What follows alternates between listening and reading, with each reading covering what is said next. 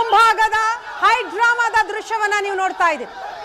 BJP ನೇತೃತ್ವದಲ್ಲಿ ಅಂದ್ರೆ ನಿನ್ನೆಯಿಂದಲೂ ಕೂಡ ಬೆಲೆ ಏರಿಕೆ ಖಂಡಿಸಿ ಅಹೋರಾತ್ರಿ ಧರಣಿ ಆಗ್ತಾ ಇತ್ತು.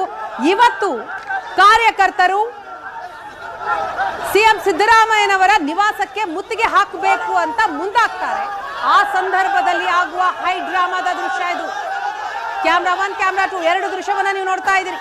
ಬಿಜೆಪಿ ಕಾರ್ಯಕರ್ತರನ್ನ ವಶಕ್ಕೆ ಪಡಿತಾ ಇದ್ದಾರೆ ಪೊಲೀಸರು. ಸರ್ಕಾರದ ವಿರುದ್ಧ ಘೋಷಣೆಯನ್ನ ಕೂಗ್ತಾ ಇದ್ದಾರೆ ಕಾರ್ಯಕರ್ತರು. ಆಕ್ರೋಶಗೊಂಡಂತಹ ಪ್ರತಿಭಟನಾಕಾರರು ರಸ್ತೆಯಲ್ಲಿ ಟೈರ್ಗೆ ಬೆಂಕಿ ಹಚ್ಚೋ ಪ್ರಯತ್ನ ಮಾಡ್ತಾರೆ. ಈ ಸಂದರ್ಭದಲ್ಲಿ ಅವರನ್ನ ವಶಕ್ಕೆ ಪಡಿತಾ ಇದ್ದಾರೆ ಪೊಲೀಸರು.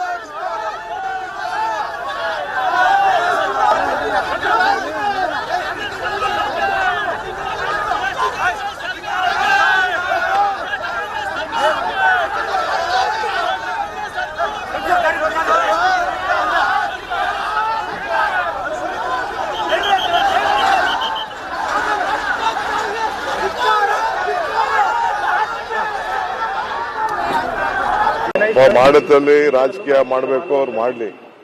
ನಾವು ಅವರ ಪ್ರೊಟೆಸ್ಟ್ಗೆಲ್ಲ ಶುಭ ಕೋರೋಣ.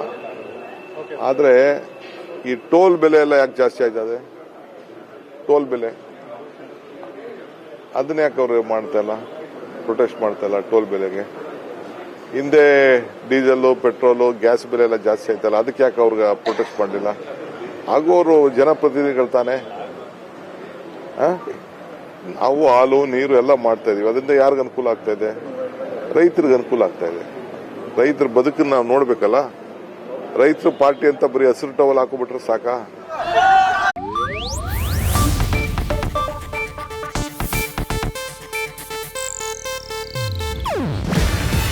ಇದು ಏಷ್ಯಾನೆಟ್ ನ್ಯೂಸ್ ನೆಟ್ವರ್ಕ್ ಪ್ರಸ್ತುತಿ. ನೀವು ನೋಡ್ತಿದ್ದೀರಾ ಏಷ್ಯಾನೆಟ್ ಸುವರ್ಣ ನ್ಯೂಸ್.